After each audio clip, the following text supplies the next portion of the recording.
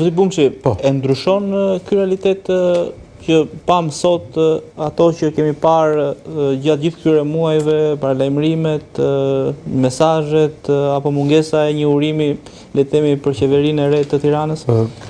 Jo, nuk e ndryshon dhe kriza në marrëdhëniet që ka Rama, jo Shqipëria, shqiptarët me Amerikën.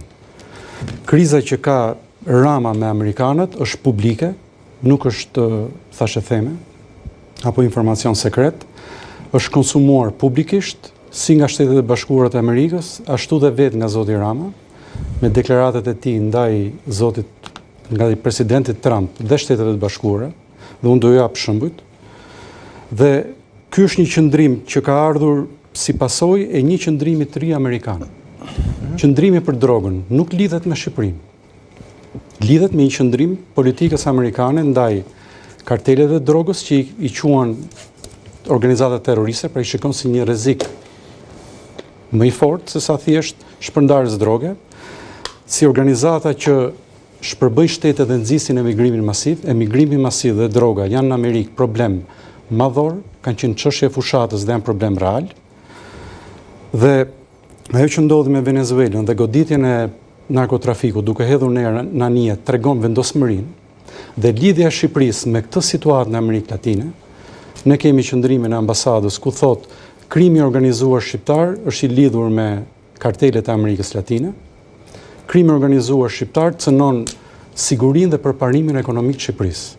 Por tani kemi një moment tjetër. Ja, po vi aty.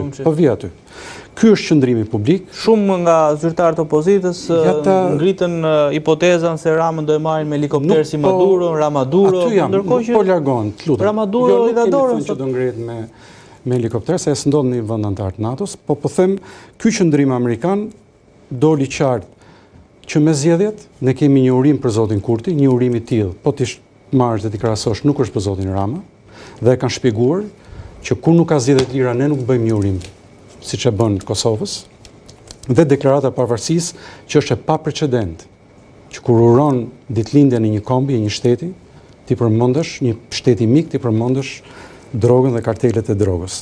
Tani ka ndryshuar gjë me këtë vizitë, kjo është një tregues tjetër i hallit të madh ku është Edi Rama, që ngriti të gjithë të zhurmë mediatike, që një takim ku ne gjithë bijem dakord, që Shqipëria duhet ishte pjesë, Kosova po dhe Shqipëria. Po pse mos e ngritë zhurmën? Prit, se është në krizë dhe do të mbuloj këtë marrëdhënie të re që nuk është me administrata Biden, që mbyll të sy dhe nuk fliste për drogën. E shihni këtë krizë? Po. Po ju i përmendët, ai ishte ju që përmendët deklaratën e urimit pavarësisë, deklaratën për zgjedhjet. Ai zhbën në ky moment ato që janë thënë. Si zhbën ky moment? Ne kemi një nisëm për një çështje ku Shqipëria nuk është aktor kryesor, se po të ishte Shqipëria, Egjipti, Turqia apo vendet e gjirit, po. Okej. Prit ta përfundoj. Po, që ti vendosim. Pra, vende që janë jetike për të arritur paqen dhe për të ndikuar Hamasin, palestinezët, sigurinë në lindjen e mesme, mbyllen syt për demokracinë dhe shtetin e drejtës. Po Shqipëria është në NATO. Shqipëria është në një hapësirë tjetër gjeografike, Shqipëria nuk është aktor ku varet e ardhmja e paqes dhe bordit të paqes. Nuk është.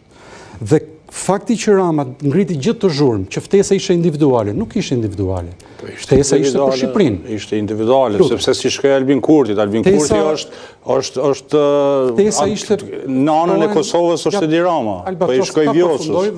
Ta përfundoj. Kjo që thotë zoti Re. Ja ta përfundoj. Ftesë individuale aty kishin dy persona. Tony Blair dhe ambasadori Mladenov, që ka qenë i ngarkuar me punë i OKB-s, gëzon respektin e gjithë palëve dhe janë ftuar si individ dhe ka një pozicion në drejtimin e Gazës. Se mori zoti Kurti thotë. Të lutem. Kur ftohen shtete, janë ata që drejtojnë shtetet në atë moment. Kushdo që do ishte kryeminist dhe president, do ishte dakord me bordin e paqes, me Amerikën dhe do ishin aty. Kjo është për ftesën dhe kjo nuk ndikon qëndrimin amerikan, që edhe nga momenti që u morë ftesë, dhe me këto po e mbyll, dhe nga momenti i marrjes ftesës për të shkuar në Davos, dhe deri tani ne kemi pas qëndrime të ambasadës amerikane dhe të departamentit amerikan të shtetit, se përpara pak ditësh, përpara një jave, ati ishin vizit deputet të Partisë Demokratike dhe të Partisë Socialiste. Dhe mesazhi ka qenë i njëjtë. Ka qenë i njëjtë: kartelet e drogës, lidha me krimin, lufta kundër korrupsionit, mosdhënia e imunitetit, dhe nuk ka ndryshuar asgjë që nga marrëveshjes në qendrimet amerikane. Dhe nuk do ndryshojë. Në Washington, administratën Trump nuk ke gjanë një bashkëbisedu serioz që merret me çështjen e imunitetit. Kjo është as i bëhet lafa e punë, ministër. Sepse Trumpi e ka bërë të qartë atë çështje që ai nuk beson në këto ide që prokurori ngritet edhe shkon, ai thotë unë personalisht kam imunitet dhe jam i paprekshëm. Tash të të gjëra tjera, Shqipëria është fuqi botërore kur është fjallet e trafiku i drogës, kjo është fakt. Ne jemi superfuqi botërore, edhe kriminalet narkotrafikantët shqiptarë kanë deportu kudo, kjo është fakt. Tash shako faje Edi Rama për atë punë që atjo është një narkotrafikant në Kolumbi, apo në Ekvador, apo ishte në Venezuela, apo ata tjerë që janë në Meksik, apo tjera.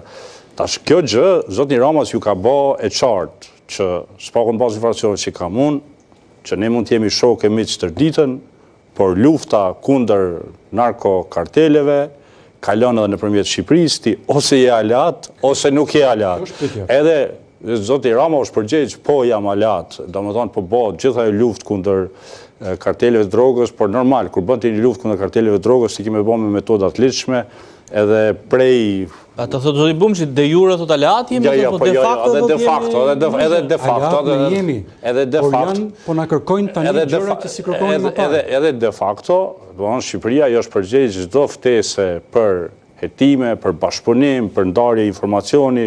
Tash një gjë është tjetër që nuk mjafton vetëm vullneti politik, mund të jesh ti kryeministër, zotni, edhe garantoj që do kesh shumë pak mundësi të ndikosh në kretat arkitekturën e shtetit, sepse këtu krimi organizuar ka infiltruar Shqipërinë në të gjitha porët, kjo është fakt. Jo, nëse jam 16 vjet nuk tashi do mbaj një përgjegjësi.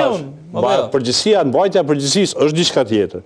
Por fakti që zotni Rama i është përgjegjës pozitivisht edhe po jep kontributin e vet Shqipëria, për aq sa mundet, me ndihmën, me tjera, kjo është një gjë që në Washington nuk është që po kalon pa u vënë re.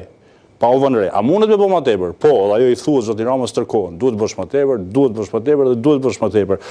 Nëse s'ja përkujtojnë në DC, ja përkujtojnë kjo zonja Van Horn këtu.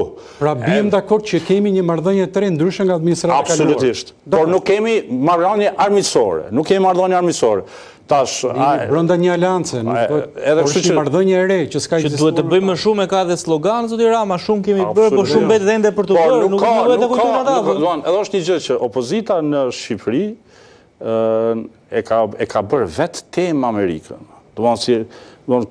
Që Amerika do bëjë si ka me Amerikën. Amerika nuk i përcakton zgjedhjet në Shqipëri, pa se i ka përcaktuar në Kosovë apo diku tjetër.